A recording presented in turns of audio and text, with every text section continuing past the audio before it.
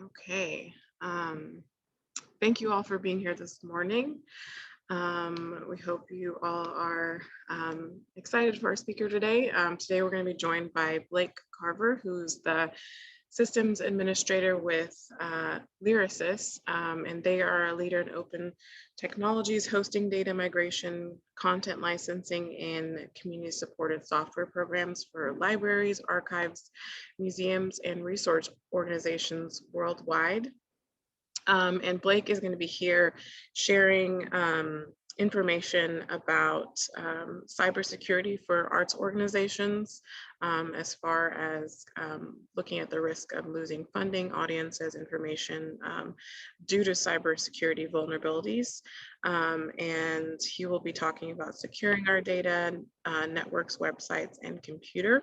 And he said that he is open to questions as he goes through his presentation, but we'll also leave time at the end for questions. So Blake, if you want to take it away and just give us an introduction to yourself and Lyrasis before you kind of get into your presentation.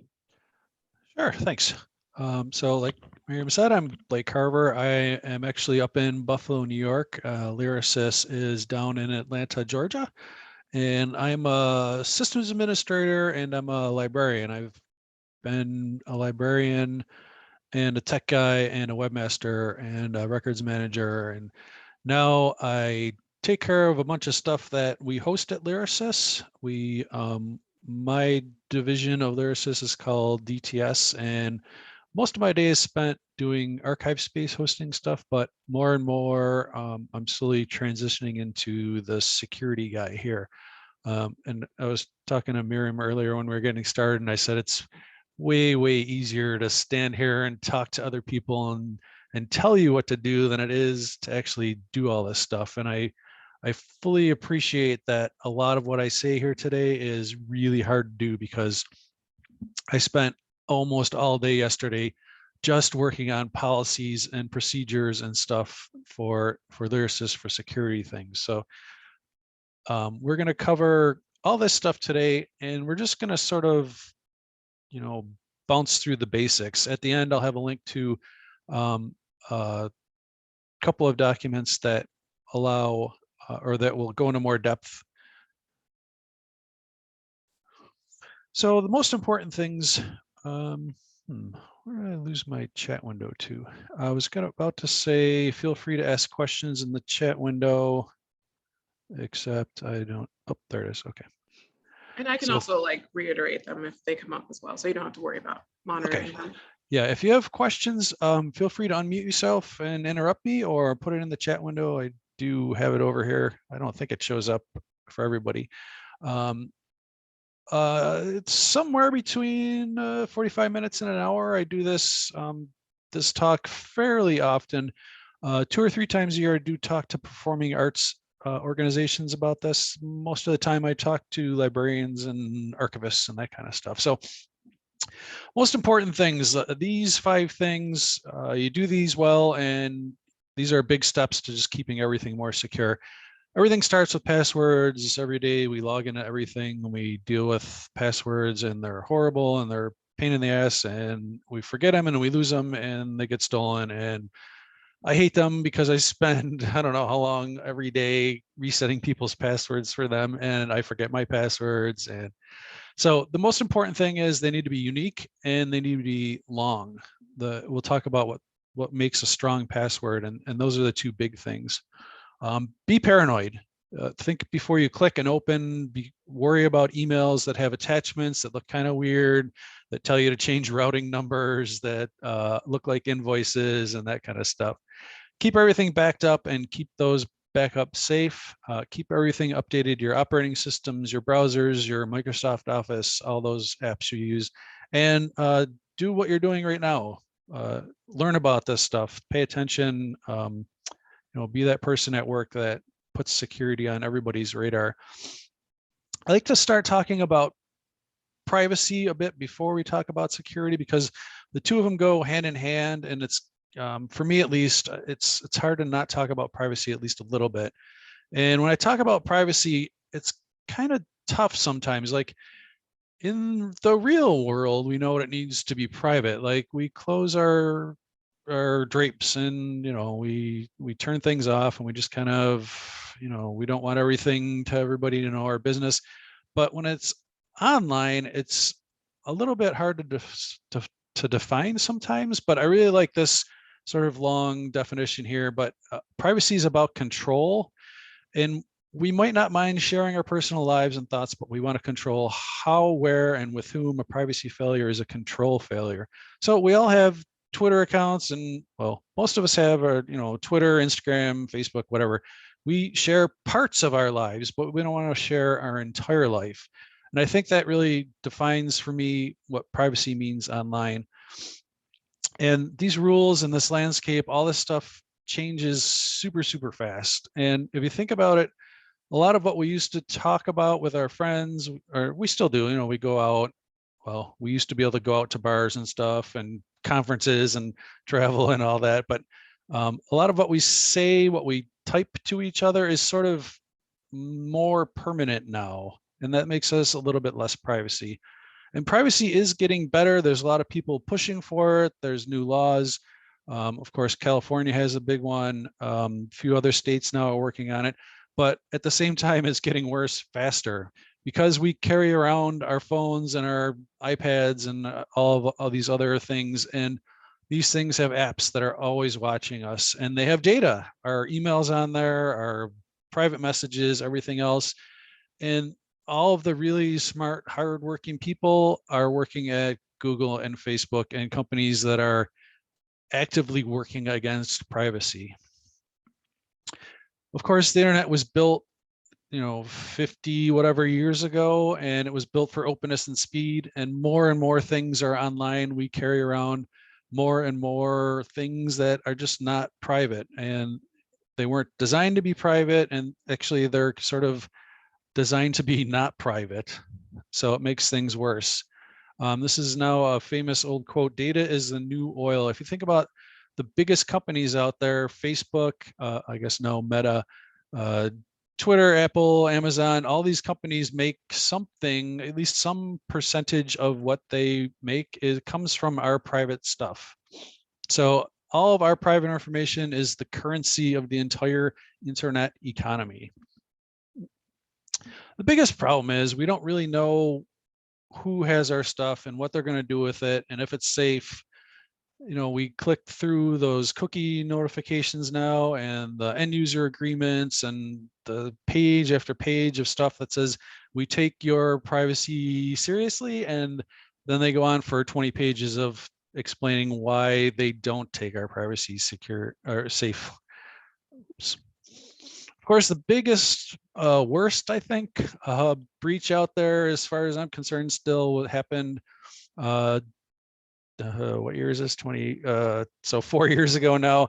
Equifax, basically, we don't know for sure, but probably China dumped basically everything on all the adults in the United States and took it and ran off. But there's sort of smaller privacy failures again and again.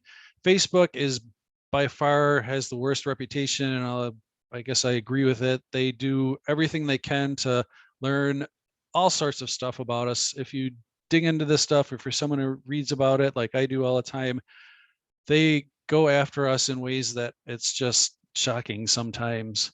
And then they try to, there's these dark patterns. Facebook does it, but so does everybody else. You turn off location tracking, and yet somehow, especially Google and Facebook are big on this. You think you're not being tracked, but you are.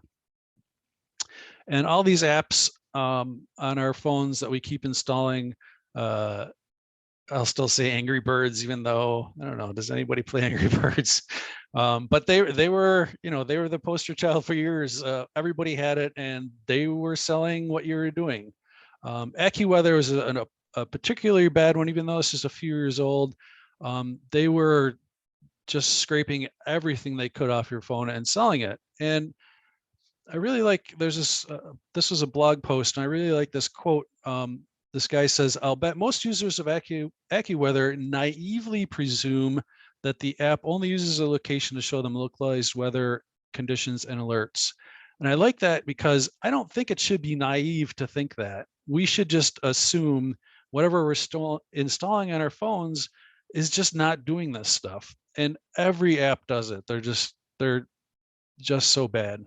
Can I ask a quick question? Yeah, sure. So I moved down here from Louisville, Kentucky. I'm in Chattanooga currently, and I kept my bank up there with PNC, and they just recently asked me on my app on my phone to access all of my data, and I'm like, why? Why does PNC need all of my contacts? Now Bank of America's done it. Like all of my banking apps are now asking me this. Yeah, so that's an awesome question. And if we had, like, I've done versions of this talk where it's 8 hours long. If we had another 7 hours, it would be awesome to talk about that. There's this, so privacy and security usually go hand in hand, but not always. And I'd like to assume that PNC is trying to make you more secure and not being scumbags and stealing all your stuff. So if they know your location, and like today you're in Chattanooga and later today you're in San Diego, that's good that they know that, because you're probably not in San Diego. Somebody probably got into your account. The more they know about you, the more secure they can make you in theory, but it's hard to say. Like Google's really good at that. When I used to travel, I would land in, I'd come from Buffalo and land in San Diego, and Google would say, "Oh my God, is this really you?" Because all of a sudden I'm somewhere else. And that's not a bad thing, but sometimes when we give these companies more information, they can make us more secure. Yeah, like I don't it was know why. specifically asking for my contacts. So like it wanted my contacts and like my calendar. And that's what I thought was weird. But yeah, again, much longer conversation for sure. Right. But I I think I know for Bank of America, they use your contacts for Zelle because you can transfer money based on phone numbers. But if the calendar part doesn't make sense, but I know Zelle uses phone numbers, so you can just type in, or you can find someone in your contacts. That's the only reason I would assume that they need your contacts for. Yeah. Plus, so it's an Android phone. Yeah, I'm on Android. Yeah. There's a whole big weird sort of thing where if they need access to some part of that, they're only allowed to ask for everything and not just some part. And I can't remember the details there. So it might be something like that. It's hard to know, but they really should not need everything. So that's one thing we can do is pay attention, like why, and ask them, why do you need access to everything? Awareness and education, I think, is a big thing. The more people know about, the more people that know about it, and the more that people know, it's a good thing. Try to self-host and decentralize, move away from posting everything on Facebook, open source, and keep everything encrypted. Practical sort of hands-on things, especially, our web browsers are how we primarily work with everything, not always, especially on our portable devices. But if you can run privacy plugins like Privacy Badger, uBlock Origin, maybe something to block JavaScript. There are privacy-friendly browsers. Those tend to be Firefox, Brave, Safari, that kind of stuff. You can use a VPN or the Tor network. Make sure everything goes across HTTPS, which pretty most all websites go secure connection now. Linux tends to be more privacy-friendly operating system. DuckDuckGo is a search engine rather than Google. Uninstall those apps that you're not using on your phone, and check all your settings. All of these things, Facebook especially, they really have a ton of stuff in there for privacy. So get to know those things and turn off what you can. So that's just a quick peek into the landscape of privacy online. It's a horror show when you really get into it. So let's talk security. Like I said, there's a lot of overlap here. Not always, but for the most part, if you're working to make yourself more secure, you're going to be more private. And if you're going to be more private, you're going to be more secure. So I love this quote. This is from Bruce Schneier, gave a talk like a decade ago now. And he started off by saying security is two different things. It's a feeling and it's a reality. And you can feel secure and really not be secure. Well, in reality, you can feel insecure, even though you're working hard to make yourself more secure. And so really my goal is to make you all feel a little bit less secure today so that you'll work harder to get more secure in reality. And security is not one of those things where it's either or. Like, you can lock your door at home and you can feel more secure, but there's still a window right next to it. So you're never secure. You're just sort of more secure. And it's really not being today in general, I guess, being defensible is our goal. It's not to be secure because we really can't. Even if my full-time job and I worked 7 days a week, 10 hours a day on security, we would never have things be secure, but I can make them way more secure. And that's really my goal. And the more things that you add to make things more secure, the less convenient it is. If you have one password for everything, one password, one email, that's super easy. That's convenient. You never forget it. You don't have to worry about it. If you have different passwords for every single service and different email addresses and different account names, that's a big pain, but it's more secure. And a lot of what we do to make things more secure sort of follows that same pattern. So there's something called threat modeling, but it's basically just thinking about all the stuff you have and thinking about who would go after it, who's going to profit from it, what can they do, that kind of thing. If you look around your, wherever you are, theater or ballet troupe, wherever everybody is, if you work in a small organization that's 5 people, that's a lot easier than even someplace with like 20 people. Because I think about this at Lyrasis, we have I don't know how many people we have now. I lost track. Less than 100. Even that, if I had to go and do something to every single PC that everybody works on, even that at 100 is a lot. And if you think about big organizations like PNC Bank, how many people possibly work there? There's got to be, I don't know, 10,000. Security at big organizations and small organizations is really hard. So it's important to know what you have and how to protect it.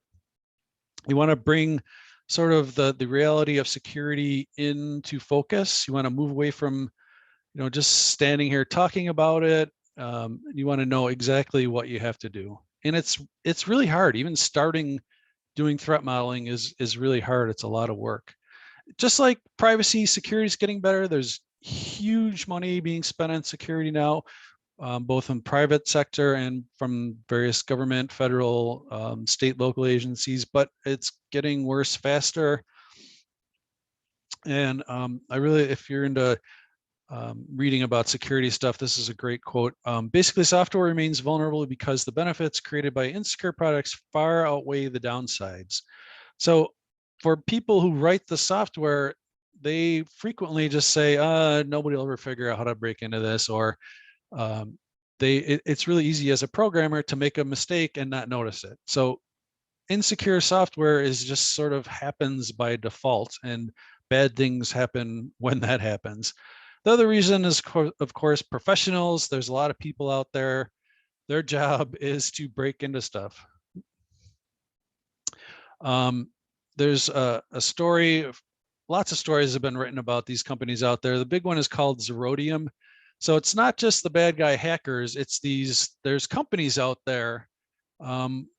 So if you're someone who is into security, let's say security in air quotes, you're sort of a hobbyist, you like breaking into things, you're not a bad person, you're not breaking into the PNC Bank, you're not hacking people's PCs, but you'll sit there and tinker and find flaws in security. You could report let's say you have an Android phone and you find a way to break into it. You could report that vulnerability back to Google and they would say thanks and give you some money, or you could sell that vulnerability to this company called Zerodium. And if you look up the left side there, they'll pay up to $2.5 million for a vulnerability to break into an Android phone. So what are you going to do? Get 10 grand from Google or get $2.5 million from Zerodium? I know what I would do. Luckily, the top line here, 2 million, 2.5 million, 1.5 million, these are really, really hard to do now. Back when did Android start? A decade ago, something like that. it was far easier to find these flaws, but now it's really hard to do this kind of stuff. So you have to be really, really smart and really, really talented and focused. Payouts for desktops and servers are they're less than half as much, but you can still make $1 million if you can break into a Windows machine without any help. $500,000 for Google Chrome, Apache, the IIS internet, the Apache version that runs on the Apache thing that runs on Windows. And Zordium's not the only company out there. There's a bunch of them like this. I think they're probably the biggest, and they're the one that everybody who talks about this kind of stuff always sort of points to. And it's not just Zordium, it's everybody else. It's pretty easy to be a hacker now. There's huge incentives out there, whether you're running crypto miners or stealing passwords. There's stores out there on the dark web that specialize in selling Netflix accounts and Facebook logins and all sorts of stuff that you just would never even imagine is out there. There's bots crawling the web. This is a really interesting presentation from a couple years ago. A guy from Microsoft talked about the view from Microsoft, who sees all sorts of stuff. And his takeaway, the most important thing, was widespread attacks are now the exception. There's just constant bad things probing the internet, trying to find a way in. And if you think about it, a lot of this is just sort of stealing stuff. It's sort of breaking in, it's causing trouble, it's trying to make money. The crime isn't exactly new, but how it's done is new. It's automated. I can set up a really fun little botnet in no time at all. It scans the entire internet looking for one particular flaw in no time at all. I can do it from here in Buffalo and break into stuff in New Zealand if I want. And I can tell my friends, I can say, this is super easy. Here's how you do it. Go out there. Let's make $1 million and retire next year. The bad guys out there have skill, focus, tools, time, and training. They are hardworking and really good at it. All of this technology that makes our jobs better makes their jobs better as well. And if you think about, if you've ever thought about turning to a life of crime, are you going to rob banks where there's a guard with a gun? Doesn't seem super safe. I can sit here behind my keyboard and break into stuff in Australia and make even more money. So hacking is a pretty safe crime, especially if you're in Russia and you're ransomwaring hospitals in California. Those people just are absolute sociopaths. And so far they've been able to work without any fear at all, because maybe the Russian government doesn't necessarily encourage it, but they don't punish it at all, because a ton of money is flowing into Russia from this. So there's basically 3 sort of high-level groups of bad people out there. They're organized criminals, they're working for the state, or they're sort of activists, or hacktivists as they're called. They're all sort of after different things usually, but a lot of times, it's hard to tell. Somebody hacks your website, it's hard to know what they were really doing. It could have been somebody working for the, I don't know, I'll keep picking on New Zealand, the New Zealand government for some reason. It could have been an activist. It could have been some script kiddie in his parents' basement in Iowa. You never can be quite sure who's after you. So another way to look at this, across the left side here, we're going to worry about the things down in the green and the yellow here. Up at the very top, there's not many of them, but the people, the super talented, hardworking, they work for governments. There's not many of them, but they're going to get in no matter what we do. So it's impossible to stop them. Below that is fairly talented, hardworking. They're after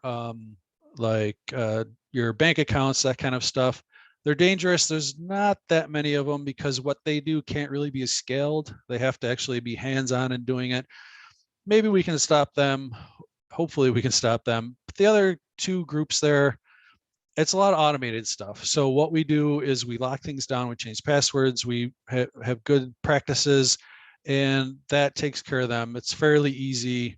I say the most important word there is fairly easy.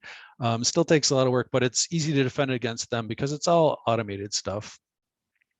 So where are they working? They are working everywhere we are.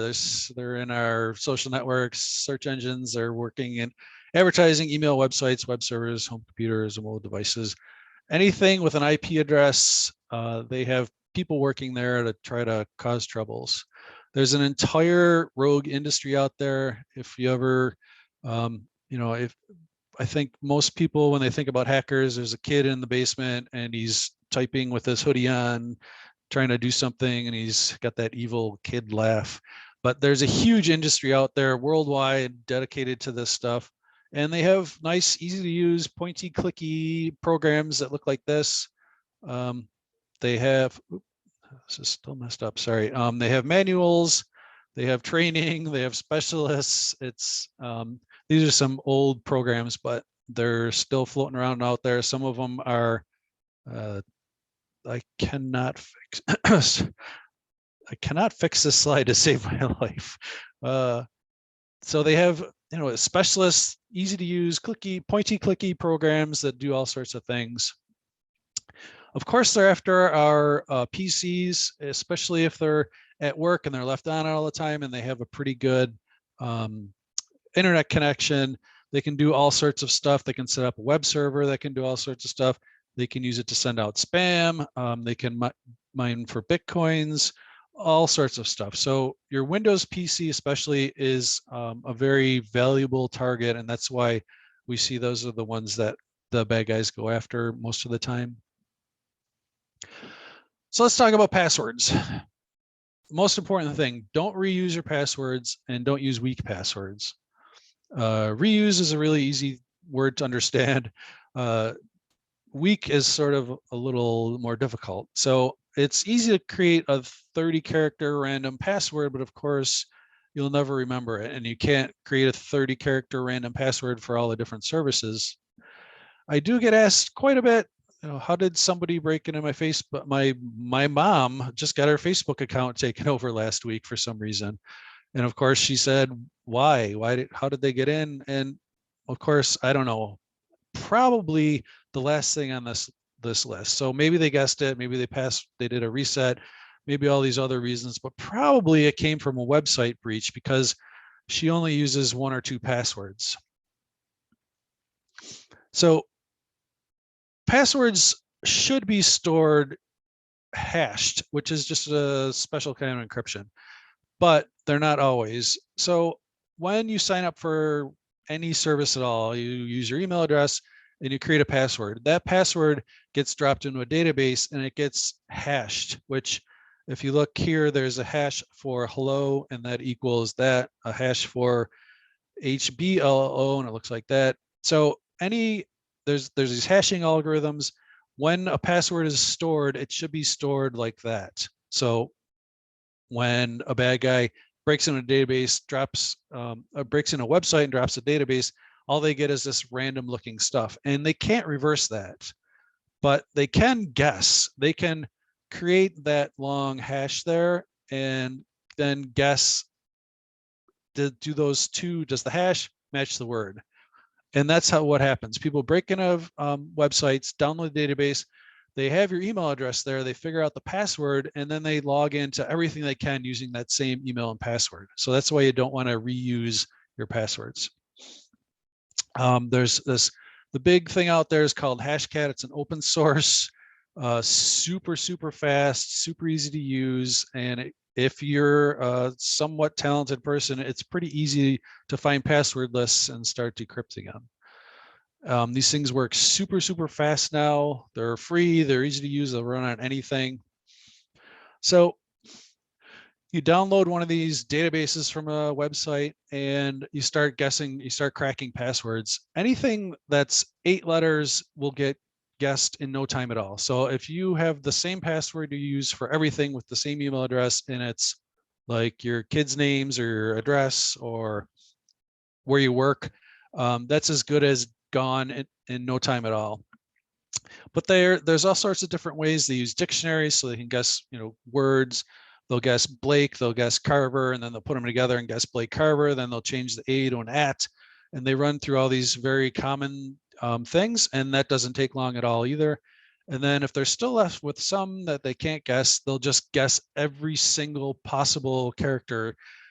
Anything 8 characters or less, they can burn through. This says a day or so, and I think it's more now, it's more or so. So let's say less than a day, I can guess every single possible 8 character password. 9 characters, every digit you add to your password, there's a huge jump in time. 9 characters probably takes a few weeks. 10 characters takes a lot longer, 12, 14, that kind of stuff. So a stronger password is a longer password. So these tools, like I said, they get faster and faster. Of course, what we're left with then is password policies, which are just the worst. So here's my gallery of horrible password policies. Here's one that says it must contain 9 numbers and include 4 different numbers, but cannot include the same number more than 3 times. No matter how many times I say that, it doesn't make sense. This one can only be between 8 and 10, begin with a letter and end with a number, or begin with a number and end with a letter, which makes absolutely no sense. Here's one that says at least 8 and maximum of 12, and there's some allowed symbols, 1 lowercase, 1 uppercase. This is a great blog post that I just found yesterday, actually. And so here's somebody that's created this password that is :s caret twd.j semicolon 3hg equals q, and I think that's a tilde. So that's a secure password. It's random. It's full of all sorts of weird stuff. It's 2, 4, 6, 8, 10, 16 characters.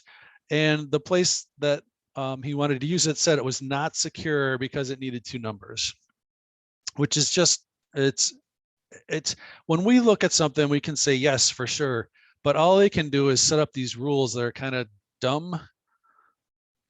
And of course, the password policies, we end up with people just recreating passwords that fit those policies but aren't really secure.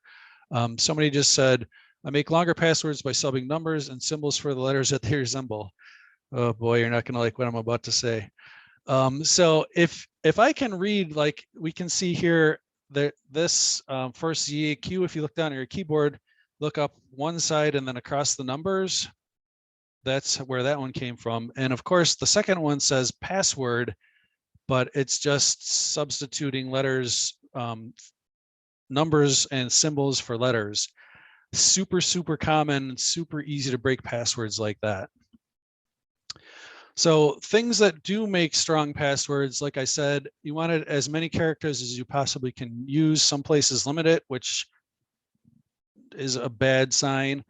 Don't reuse it, and don't just use numbers in places of letters. If you can read it like that, it's a common password, somebody's done it, and it's not super secure. It's better than just a number, or it's better than just a word, but it's not the best idea.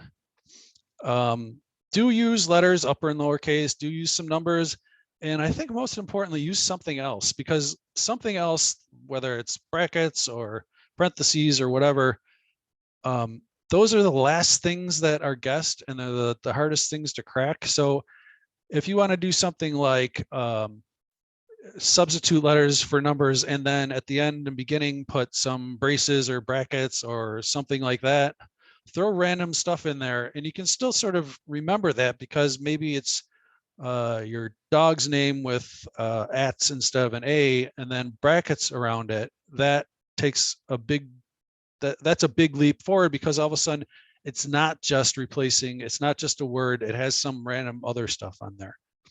Like, we have a question. If you can't reuse passwords, how do you keep track of passwords? And I was also going to ask about those apps where you can store your passwords and what you feel about, how you feel about those. Yes, perfect question. Here's the answer. Yeah, you can't. I can't remember. I don't know how many passwords I actually remember, but for sites that I don't use, new sites for my kids' school and soccer and all that stuff, password manager. Password managers are the least bad option we have right now. Obviously, having all of your passwords in one thing, it seems a little sketchy. So far, the big password managers at least have been secure. So I use LastPass, but there's other good ones out there. Bitwarden and 1Password are probably the big ones. Make sure that when you set your password for your password manager, it's a good one, because if somebody can somehow get into your password manager and guess that, then you're of course in big trouble.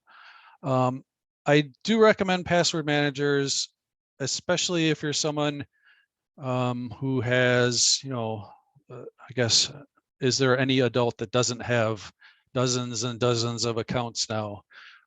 They are good. LastPass at least has, and I think Bitwarden and I'm sure 1Password have browser integrations. They have apps on the phone. It makes it much easier. You don't have to remember it, fills it out for you.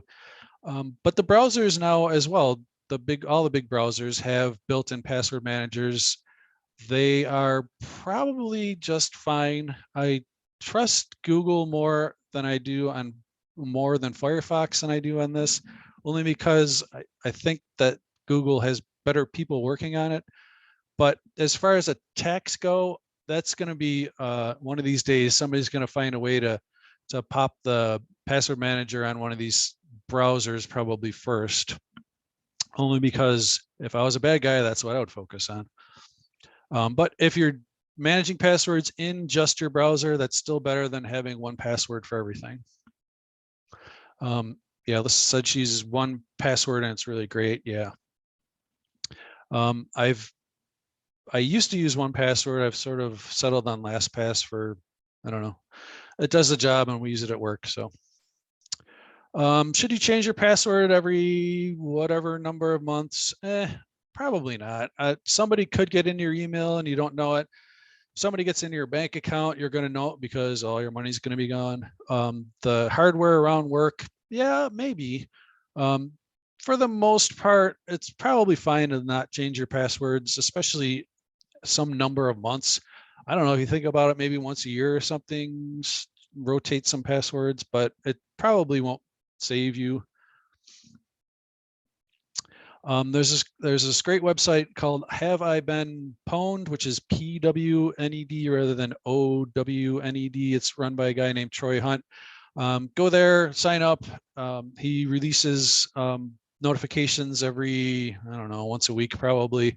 I get them, I don't know, a couple of times a year, I think. Basically, he collects data breaches and then lets you know when you're in those data breaches.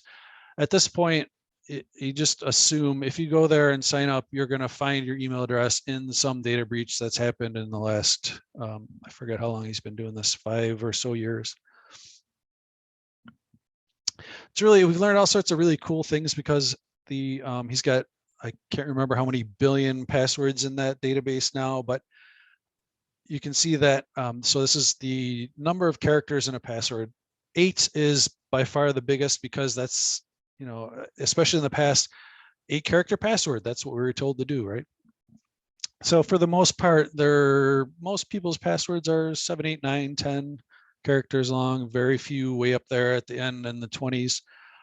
Most passwords are number lowercase or just numbers. That's so over 80% of them. And the tiny little slivers there at the top that are sort of green, olive green, booger green, I don't know what color that is. Those are the good passwords. And you can see that those are by far the lowest percentage.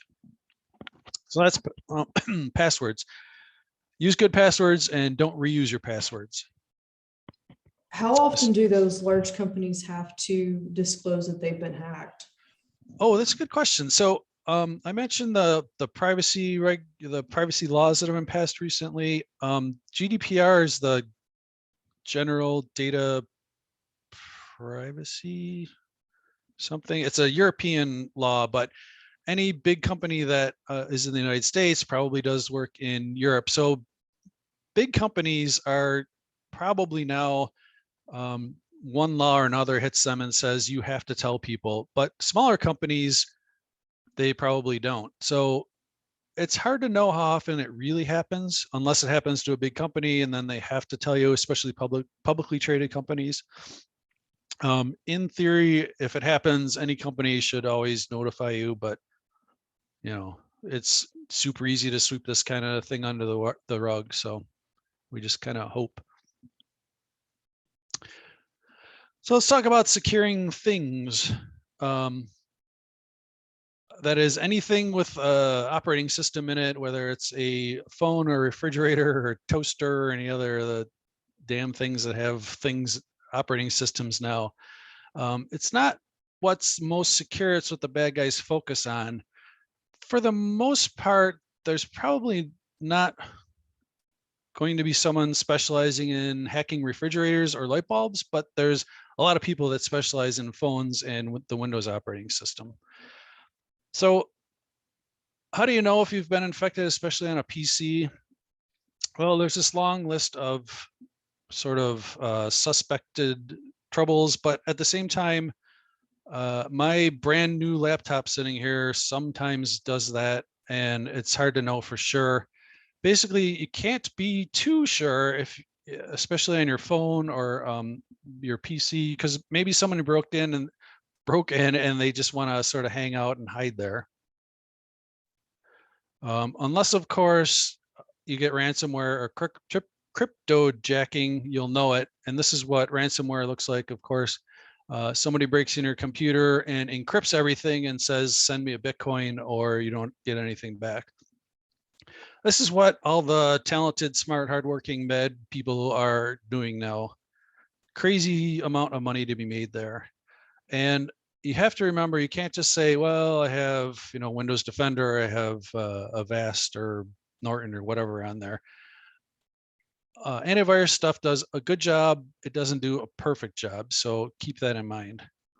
So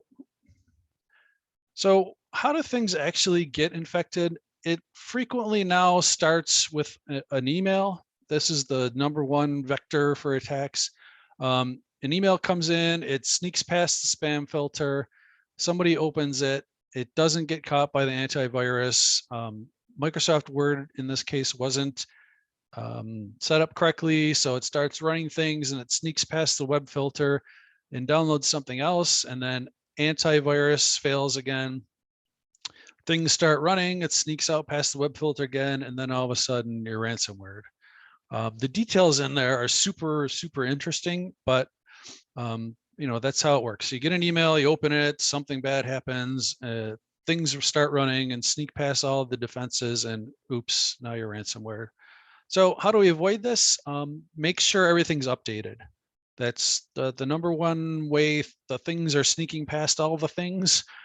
There's outdated something there. There's something called whitelisting or allowed listing. Make sure that if it's especially a publicly available PC, that you only allow certain programs to run on there. Microsoft Office macros are a big attack vector. Maybe don't use Windows. The bad guys focus on Windows, and I don't know. I could easily say don't use Windows. I say maybe don't use Windows. It's not that other operating systems are more secure, it's that they're less targeted. And antivirus, if it's just you on your laptop and you're careful and it's running the latest version of Windows, it's probably fine. If it's a publicly available PC, if it's used by kids and random people, you definitely want something else there. Which one of your online accounts is the most valuable? Anybody want to take a guess? Email, bank, social networks, shopping, gaming, blogs. Social network. Anybody else want to take a guess? Okay, email, because if you think about it, everything pivots around your email. If somebody can get in your email, they can probably get into your social media because they can start resetting your passwords for everything. So your email is your most important account. If you use Gmail or Office 365, most of the big Office or big email providers offer a second factor of authentication. That is, you have to have your email address, your password, and then something else, even if it's just a text message to your phone with 6 characters that you have to enter, something else, so that you have to have possession of something to get in. It locks your email down, makes it much, much safer. So especially on your email, use second factor of authentication or 2FA if possible. Something you know, your password, and something you have, like your phone, an app on your phone, text message, anything's better than not. This is an interesting part of a really interesting report, a security report where they talked about all sorts of replacements for passwords and stuff, but it looked at, they asked people, what do you think is your most important account? And people said banks and investing by far, and then budgeting, online marketplace, and sort of down there way too far is email. So when it comes to email, like I said, be paranoid. If you can, log yourself out of your laptop when you're traveling. I am guilty of never doing that, but I'm here to talk about how to be more secure. So I'll say log out. Like I said, 2FA, use good passwords. Don't think of it as a secure storage facility. All sorts of things can go wrong. There's something called OpenPGP, which encrypts your email before you send it. If you're if you're sending something super important, that's a good way to go. So let's talk about surfing the web.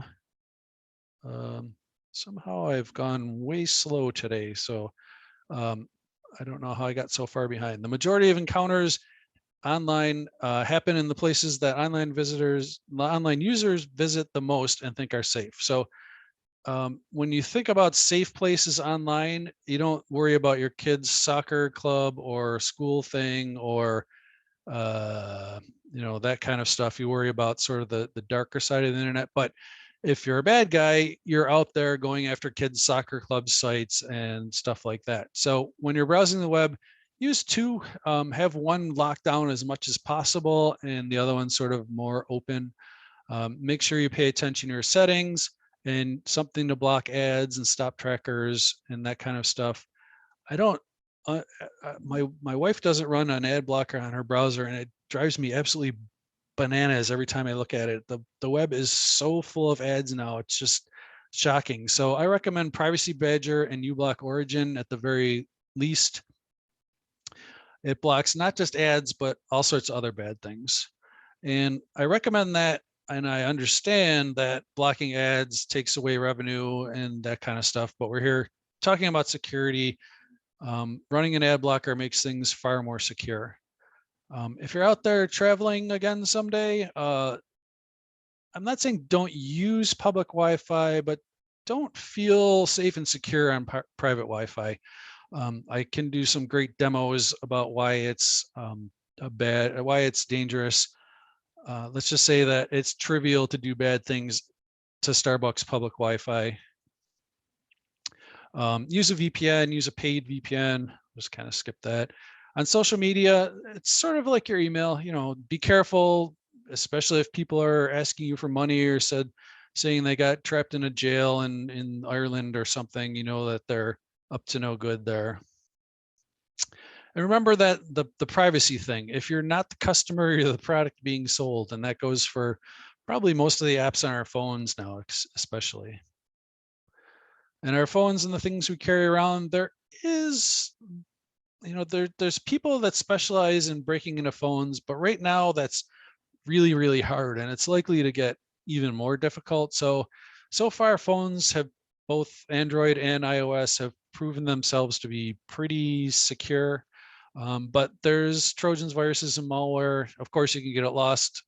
It's really the privacy on the phones and the security as far as connecting to Wi-Fi and public hotspots, that those are the weak spots.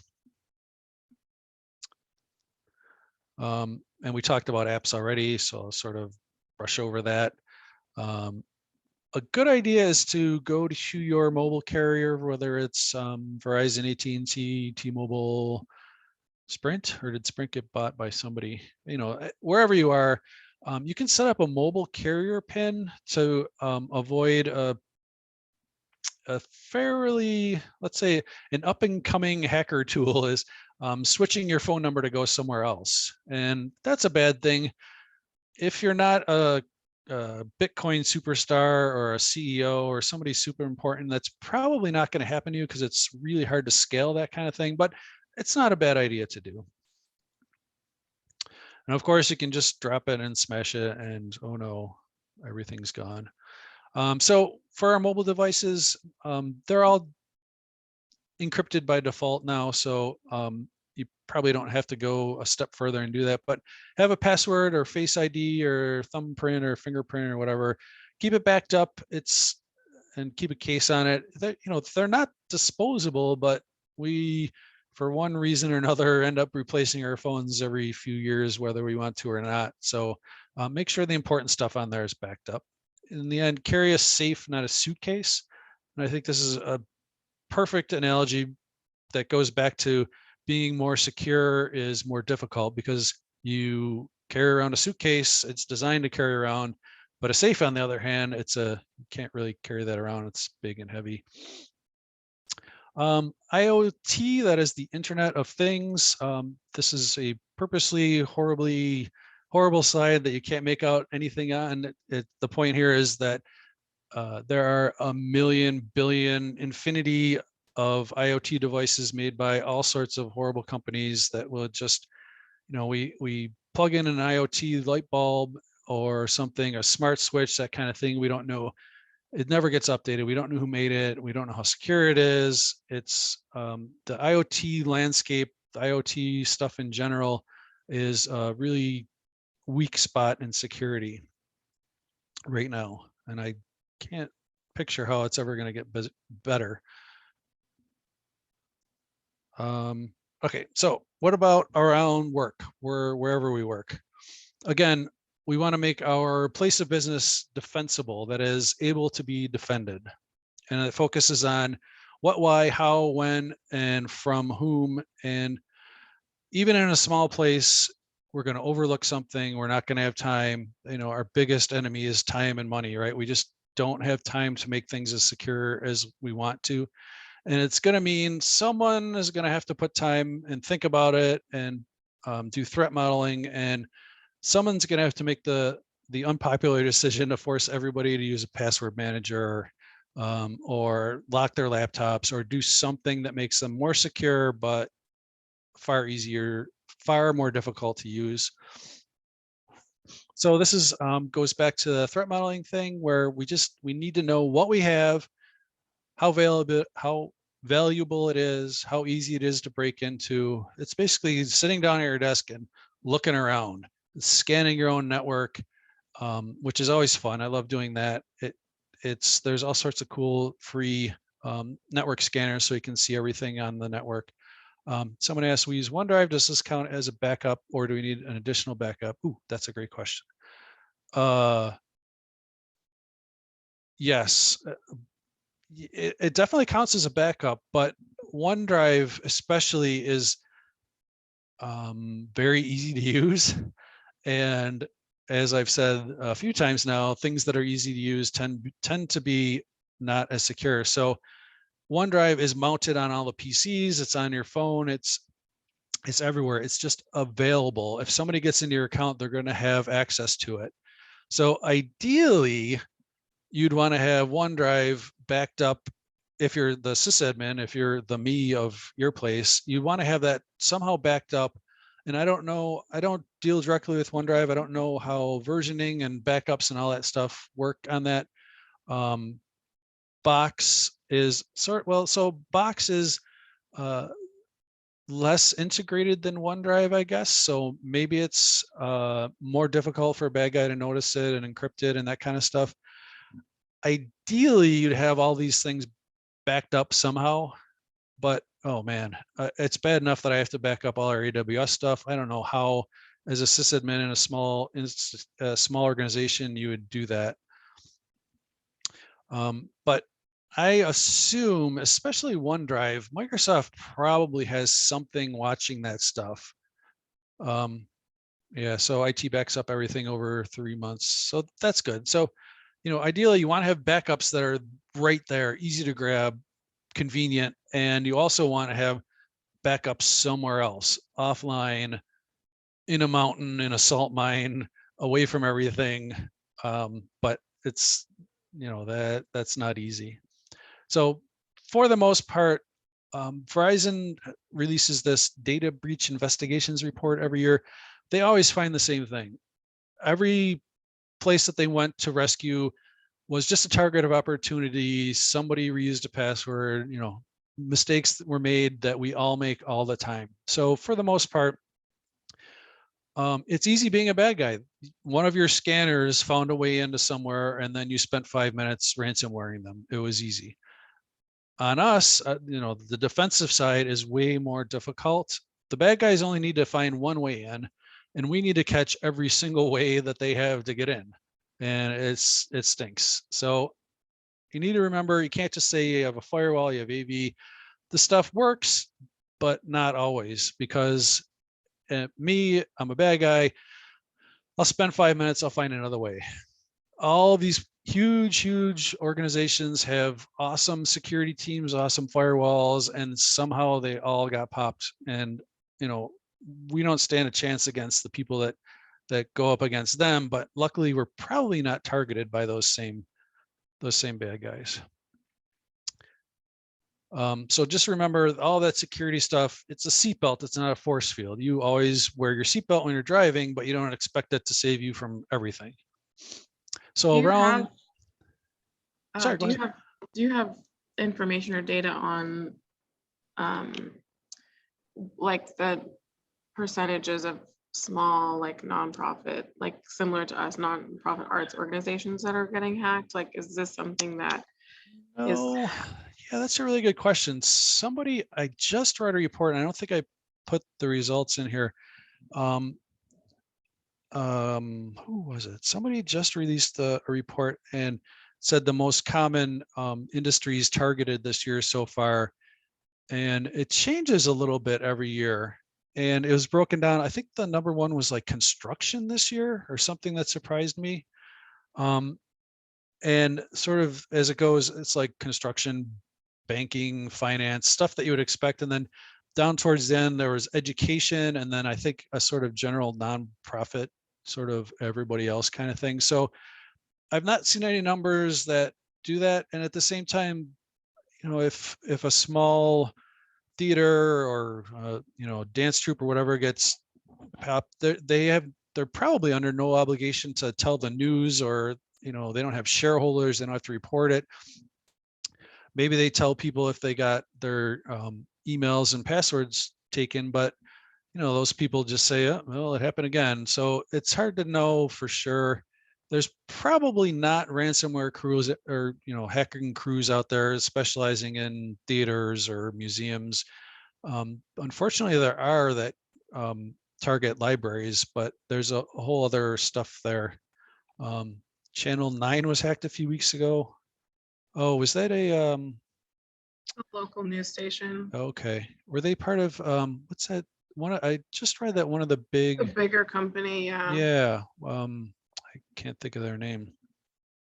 Yeah, there was a big Australian TV station that got completely wiped out. I think it was last month too. So yeah, the especially the ransomware crews are going after everybody now. So around your place, you probably have computers, databases, website servers, all this stuff. And now so many people are working from home still. So do we have to worry about the stuff that people have at home because all that stuff's connected to our networks? Probably.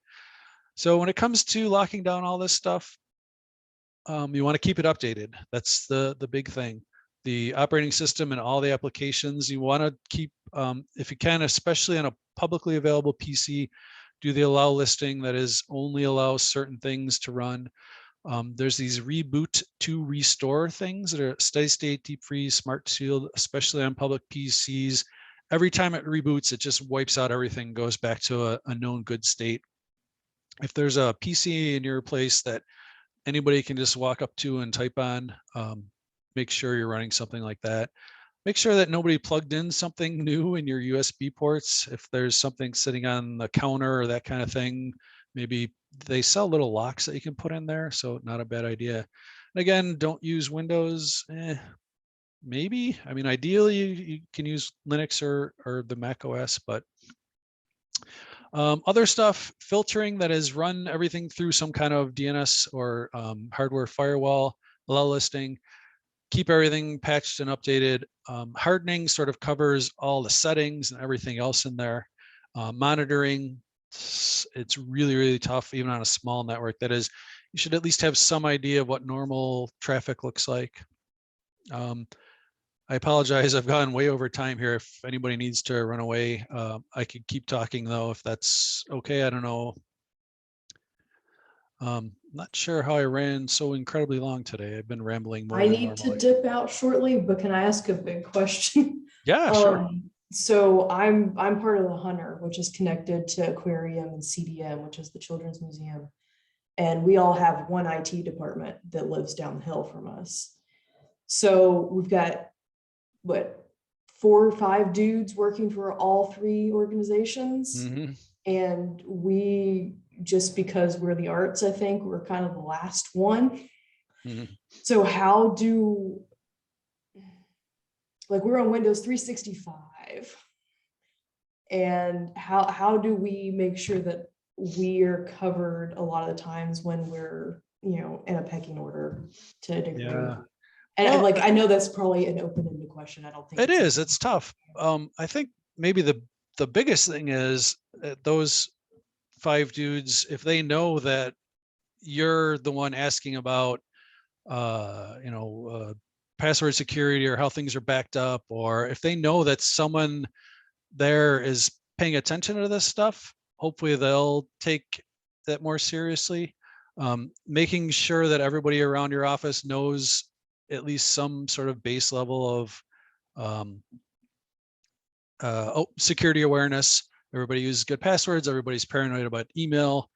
The way that a lot of these things start now is somebody makes a mistake. They open an email, they click on a link, they, stuff that we all do every day, and like, oops, we weren't paying attention, bad things happen. So I think the big thing for you is probably going to be just sort of awareness that everybody knows how to work safe around the office. Everybody knows password hygiene and that kind of stuff. And those, the IT dudes know that everybody in your office pays attention to this stuff. Maybe they'll pay more attention to you.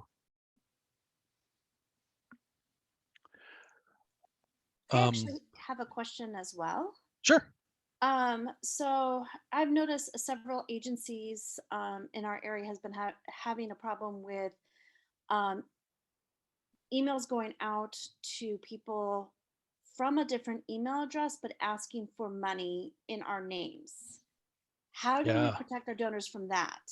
Yeah, that's super. We just had that happen to us. Someone got an email that looked like it was from our CEO. It was just yesterday. Yes. Asking for money. And I've been on the other end of that, where we at Lyrasis got an email from, it was a museum in Germany, and it was in a, not asking for money, but it had an attached invoice. And for some reason, it didn't look quite right, and somebody forwarded it to me. And it was actually a real email from a real person at a real museum in Germany. And it had come from her real email account. So somebody got into her email account and was sending out these fake invoices, and invoices were password stealers. So not only, it wasn't a fake email, they weren't faking it, it was from a real person, but there was a sentence in there that looked just sort of weird.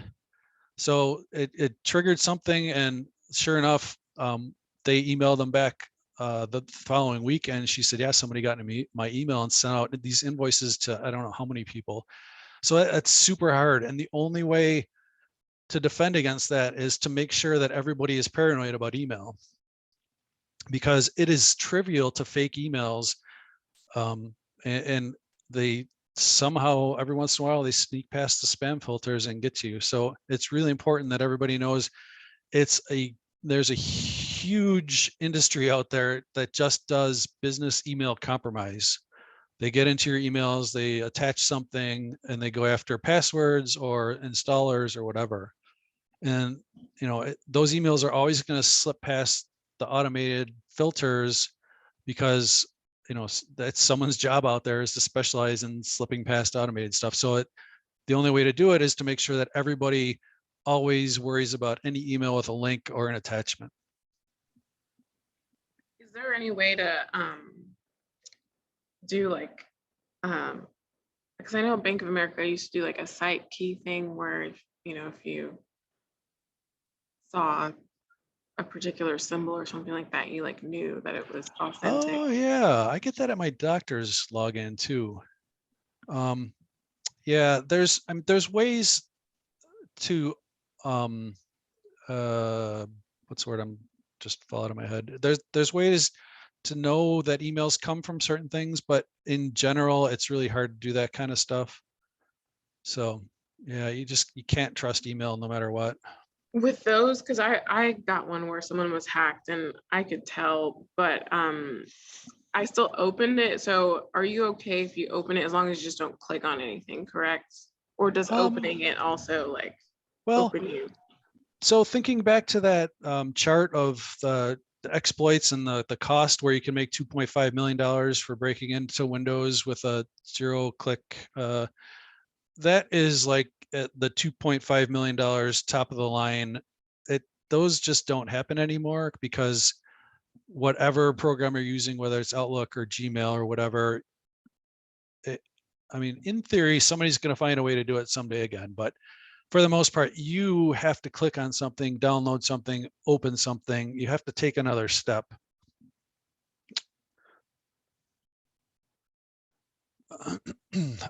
So the rest of it, I was going to talk about securing your backups and security awareness programs. You're here, you're taking this at least a little bit seriously. Hopefully you can somehow get other people around work to do the same kind of thing, train about phishing and social engineering, all the stuff that we talked about today. You want to sort of, everybody, especially when it comes to email, especially if they're in finance or there's somebody who works with other people, they need to be paranoid about email now. Securing your website, probably a good thing, but probably not your job. Here's where my website that I've been running since 1999 got hacked. And I didn't even know it. As I was doing a presentation, I dropped it into this website scanner, and sure enough, I had been hacked and didn't even know it. So in summary, everything we talked about: good passwords, encrypting stuff, browser plugins, keep everything updated. Don't run as admin, especially on public PCs. Be careful with your email. We touched on email or DNS security. We didn't touch on freezing your credit reports, that kind of stuff. There's a whole other level there. Use good passwords. Get started with threat modeling around your organization. Know what's there. Know how to secure it. Do a lot of training. Don't run extra programs. Use good passwords. I keep saying that. There's all sorts of good stuff out there. If you're into podcasts, there's great podcasts. If you're into just reading, there's tons of good blogs out there. There's links here in the slides for those. And these two links here, there's a great spreadsheet. So that's a Google shortcut. It's GOO.GL and then B424 capital A lowercase c. This is a great spreadsheet. It was created by the ASD, which is the Australian Signals Directorate. It's like the FBI or the NSA of Australia. As a spreadsheet that you can filter by what's most important, and it's built for small businesses, but it works for any small organization. It says, okay, first do this, second do that, third do this. So it's a great way. If you don't know where to get started, this is a great little resource to get started. And then my document there, I call it Now What? So we went through all this stuff. Now what do you do? This is where to get started for both for you at home and for you at your organization. It's GOO.GL and then ZI capital J W capital V capital Z. Are they supposed to open Google Docs? They should. Do they not? Yeah, no, I was just making sure because I wasn't expecting that. Oh, yes, yes. One's Google Sheets and one's just a text document.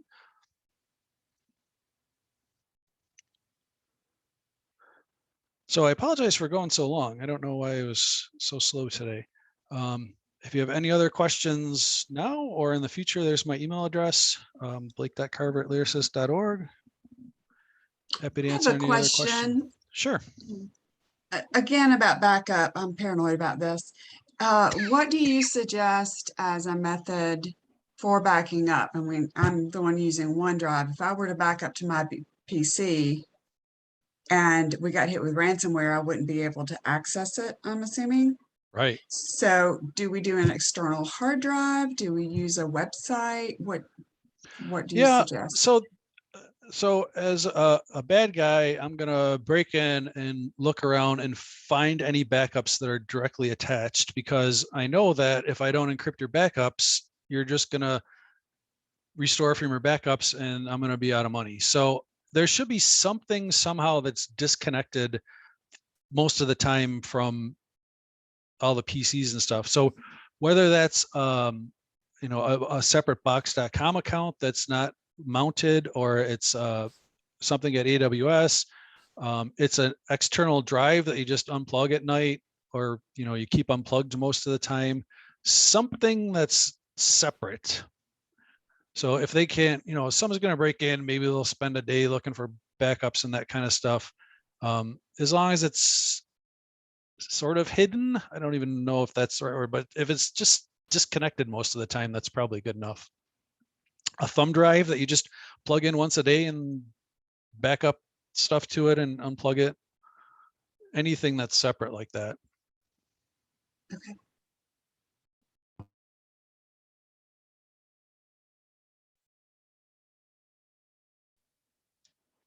Well, I think if we don't have any other questions, we're going to thank you so much, Blake, for being here and for sharing all this great information. Sure. And I know you have a longer session that you've done, and I'll share that with everyone as well. That kind of goes into more detail. But I really appreciate you sharing this great information. I think it was an eye opener for everybody, basically. Great. Sorry I ran so long. No worries, no worries. All right, well, we'll see everyone after the new year, and I hope you guys have a great holiday season. You too. Thanks. Bye, Thank everybody. you. Bye.